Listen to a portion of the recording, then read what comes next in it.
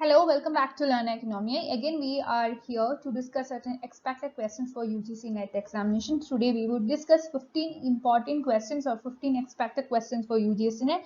We have done a session on, actually, we have done two sessions on planning, because planning is a very important topic. We have done a detailed explanation with respect to the expected questions on that topic.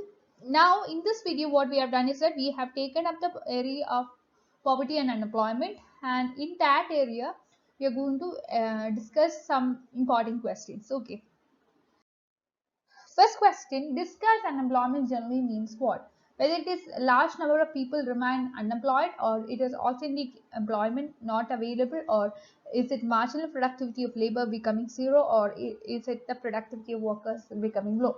We have to understand that discuss unemployment is a scenario where if you remove one of the persons from his employment, that doesn't that doesn't reduce the total product or the total output. For example, if you take a farm and just suppose that three people are involved in farm activity, and out of their involvement 200 kgs of wheat is produced. Okay, just remove one of that person from his involvement in farm activity.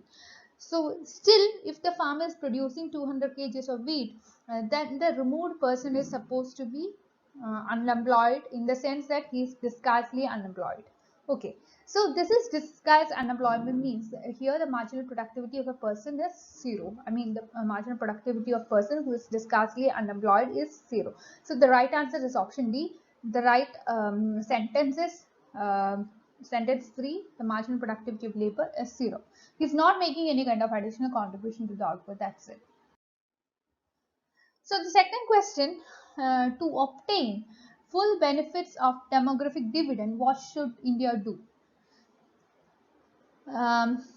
Demographic dividend deals with the working population. Okay, so the answers are, I mean, the options are promoting skill development, introducing more social security schemes, reducing infant mortality rate, and privatization. Next one is the privatization of higher education. The right answer is option A, that is to obtain full benefits of demographic dividend. The most apt option is, what we have to do is that we have to take into consideration the area of skill development. Skill development is very much important, because the people who are in the working age group, they should be made skilled. So as a result, what we have to do is that we have to provide training to these people to make them equipped to face some kind of an employment, or equipped to involve in some kind of employment to contribute to the gross domestic product of the economy.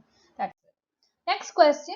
Consider the following statements and see which of these, or which of which of these is or are right. Okay, the first sentence is like, the rural poverty alleviation program will henceforth run on mission mode, and second is National Rural Livelihood Mission is centrally sponsored program implemented by the state. The right answer is option C, that is both these sentences are right.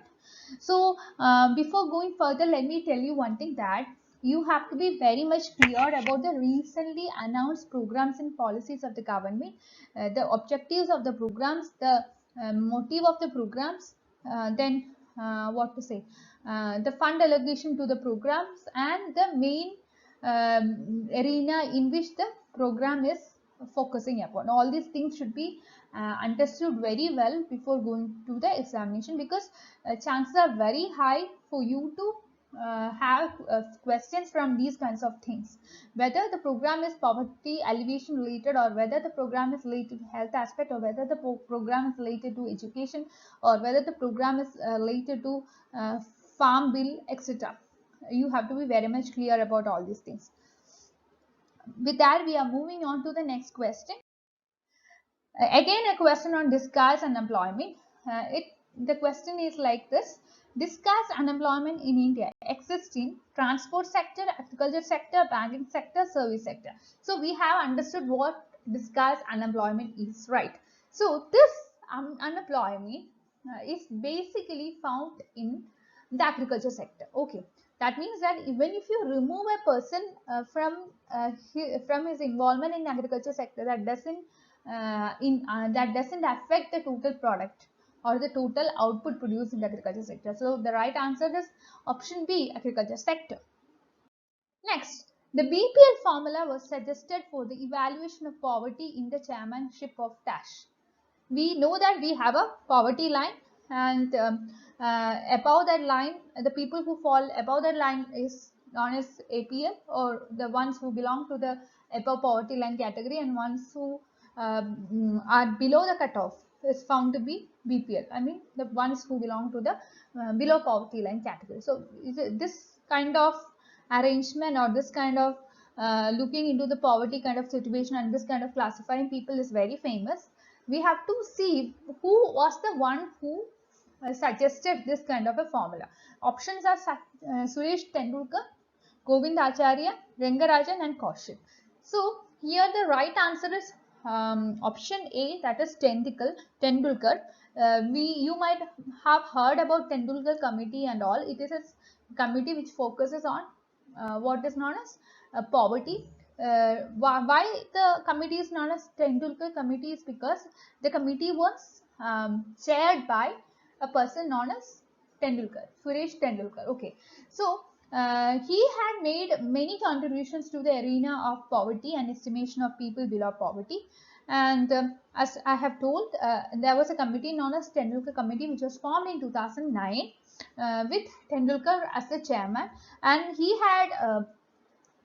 had what drafted a report on the methodology for the estimation of poverty, and in 2009 the committee came out with a new method to calculate poverty, and this is the imaginary line which we call as poverty line, and above the cutoff is known as APL, and below the cutoff is known as BPL.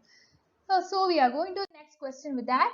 The next question is, in which states of India during 2011-12 the poverty ratio calculated by the Planning Commission was maximum?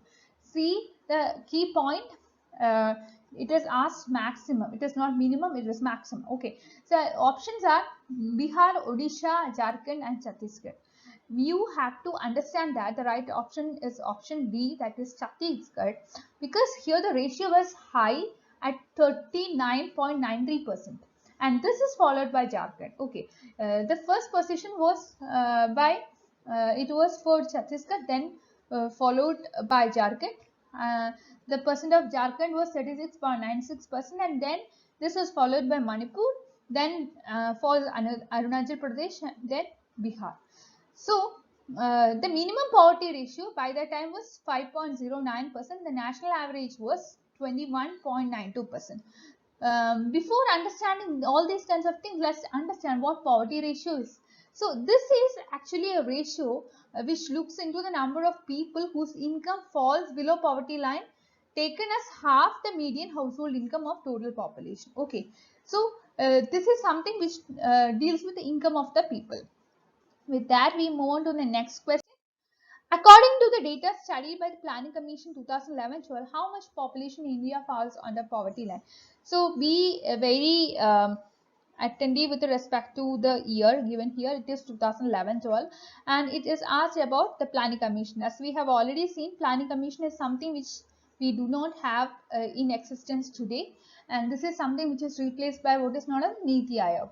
And we are talking about something which has happened in the past, and just understand what happened during 2011-12 period. So whether it was 14.2% or 21.9% or 31.2% or 34.2%. As per data, the right answer is option B, that is 21.9%. Next, you are given certain sectors in the Indian economy, and you have to arrange these sectors based on their shares to the shares to the employment. It is not GDP. You have to be very careful about this thing. Employment they are asking. Okay, and here the right answer is option B, that is the first share is first and primary most share is given by agriculture sector, then follows the service sector, then follows the industrial sector. Okay, that's it. Next question.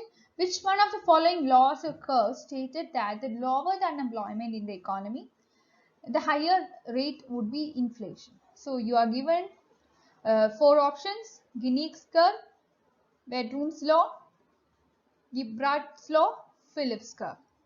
The option D is Phillips curve. That is the right answer. So just by reading the question, you can see that here you are relating unemployment in the economy with inflation. So the famous Phillips curve is something which relates unemployment and inflation. We could see that it's a negatively sloped curve. So this there exists an inverse relationship between the unemployment rate and inflation rate in the economy. It was Phillips who studied this relationship, and that is why this is for the first time he was the one who studied this relationship. As a result, this curve is known as the Phillips curve, or this relationship is known as the one established by Phillips. Coming to Gibrat's law, it is actually something which is given by Gibrat in 1931, which looks into the proportionate rate of growth of a firm in independent of absolute size. Coming to the Bedroom's law,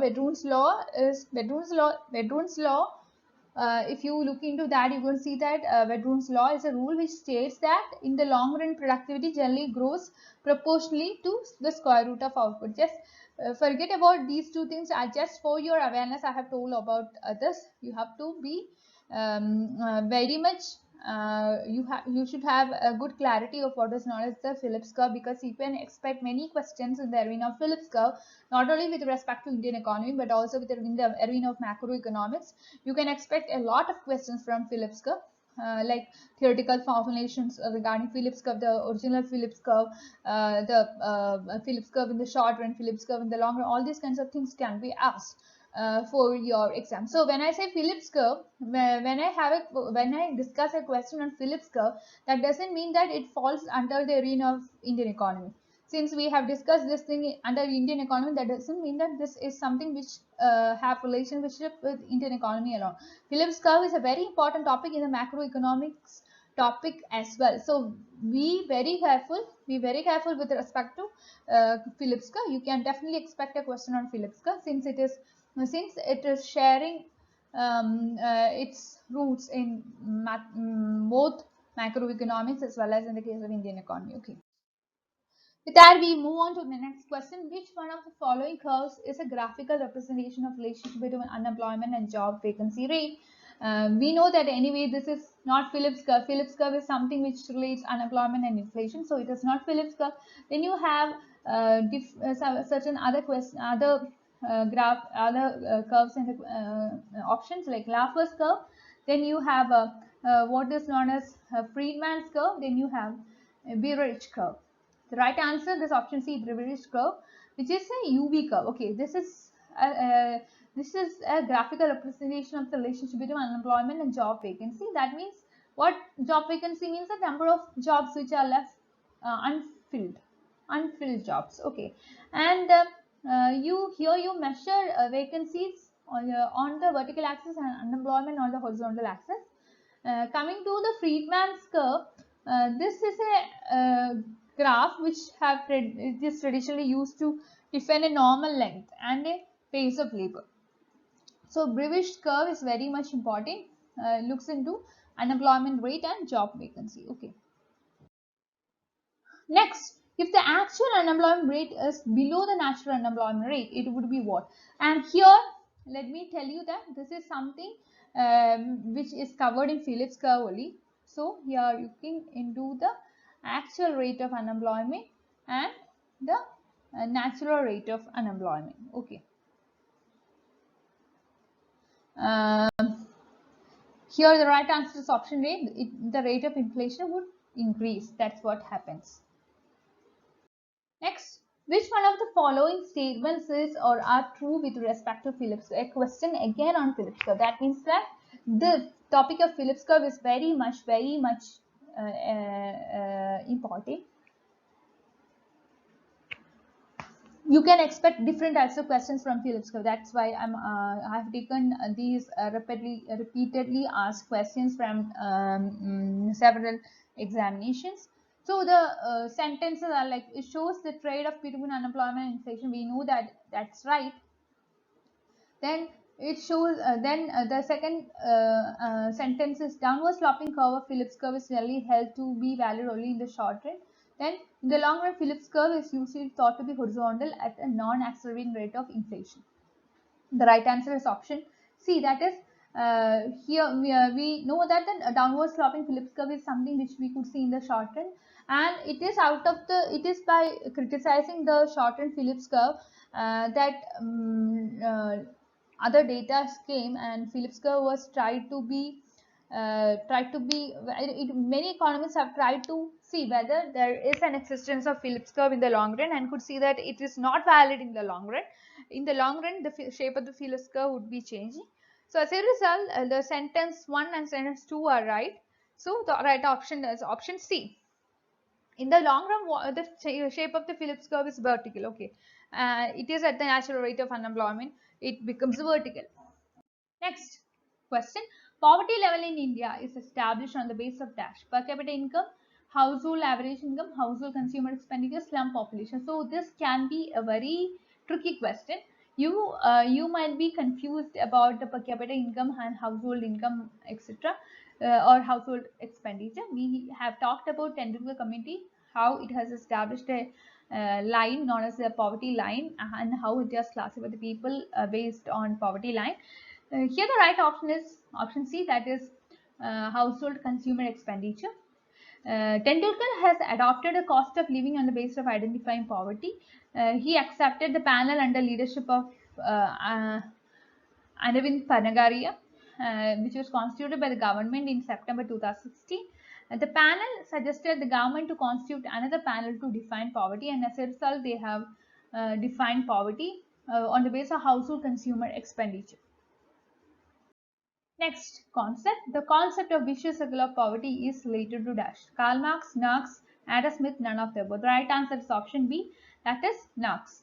He is the one who has put forward the concept of vicious circle of poverty. So it says that there is a constellation of forces acting and reacting upon each other so as to make the country in the clutches of poverty forever. So this is what the vicious circle of poverty means, and he says that now says that it is very much important to break the cycle. Then only then only the country could be able to come out of this situation. So I have done a video on vicious circle of poverty. If you want to see the video, you can search in my channel. You can see the video. It was a detailed video. So next question, which among the following in India is the nodal agency for the estimation of poverty at the national and state level? Finance Commission, Rural Ministry, Home Ministry, and Planning Commission. The right answer is Planning Commission. Now we don't have Planning Commission anymore. This is something which I have been telling you repeatedly. Why I have been telling is because this is a very important aspect. You have to remember. We don't have Planning Commission right now. This what we have today is Niti Aayog. Okay. So that's all for today. Thank you for watching, and please like, share, subscribe to this channel for more videos, and you can be a part of my Telegram channel and Telegram group for discussing your doubts. So if any of you want me to do any of the topics on your economic aspects, I'll be taking it up. You can comment that in the comment box so that I can pick it up. Otherwise, what I'm planning is that I'll be doing certain model question papers. We will be looking important questions, expected questions, and then the questions which have been repeatedly asked in various competitive examinations. Then the questions, important areas which have been asked. And then what else? So all these kinds of things. This is what I'm planning for the time being. Time being in the sense that till your exams, this is what I'm planning for. So if you watch these kinds of videos, you'll be able to understand at least the important arenas in which questions are asked. So in this, just by watching this video, you might have understood that Phillips curve is a very important topic from which you can expect different kinds of questions. So like that, we'll be approaching different topics till your exam. Okay, till your exam, we'll be doing that.